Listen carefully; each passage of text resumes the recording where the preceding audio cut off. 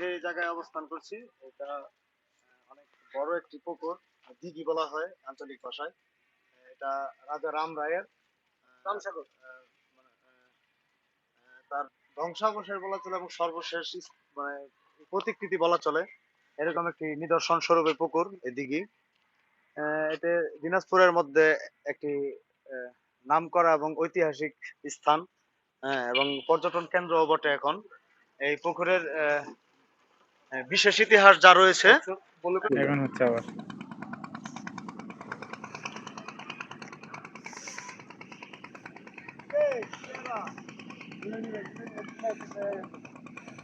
রামসাগর, প্রাণের সাগর, দিনাজপুরের ঐতিহ্য। এটি দিনাজপুরের ঐতিহ্য, এটি বাংলাদেশের সর্ববৃহৎ দিঘি। এখানে রাজা রাম রায় ওনার ধান বাঁধানো ঘাট ছিল।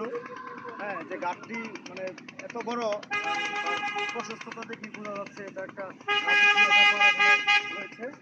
তার পরবর্তী সন্তান এবং তার পরবর্তী প্রজন্মের লোকজন এখানে গোসল করতো এবং তার পাশেই রয়েছে